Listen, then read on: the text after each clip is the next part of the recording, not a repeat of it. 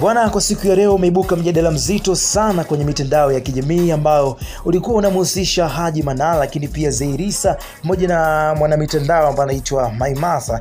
Of course kwa siku zilizopita aliweza kusema kwamba bana Zaiylissa hakuweza kurudi nyumbani siku ya harusi ya Misa Mobeto na Azizi Ki. By the way, aliweza kuelekea kwa ex wake ambaye anaitwa Dula Makabila. Sasa jambo hilo limeweza kuzua utata sana kwenye mitandao ya kijamii ambapo tumeweza kushuhudia pia Haji Manara ameweza kufunguka kupitia ukurasa wake wa Instagram pale kwamba sheria itafuata na atampeleka mahakamani kwa ajili ya kuweza kujibu hizo tuhuma. By the way, siku ya jana pia bana Zaiylissa aliweza kupokea ujumbe kupitia kufunguka kupitia moja interview ambayo alikuwa amefanya, akadai kwamba hizo mishe hata hazielewi kabisa. Sasa issue iko vipi, mambo yako vipi bana? Haji Manara leo tena ameuasha moto kupitia voice note ambazo zimevuja kwa siku ya leo.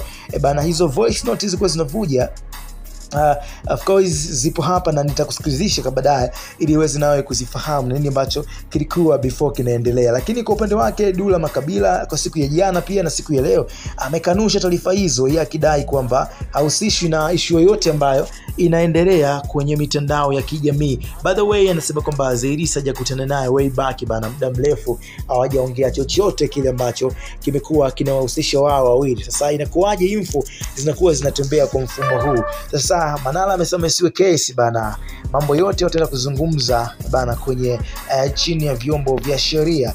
Hii inakuwa vipi bana? Kwa sababu tumeweza kuona Maimartha alikuwa mtu ambaye anatengeneza stories za uongo sana kupitia platform yake ambayo amekuwa akitumia kwa ajili ya kuleta habari. Sasa imekuwa ni kama za uchochezi, jambo ambalo limewakela watu wengi sana kupitia mitandao ya kijamii kwa namna moja au nyingine, wameweza kukasirishwa na jambo hilo. Kwa upande wake Manara ameweza kusanuka, na nini ambacho kinaweza kufuata ni hatari. Hakikisha unakuwa na mimi kwenye info mbalimbali za kiburudani. Ninaitwa Chris JR, msanuaji. Check kwa join.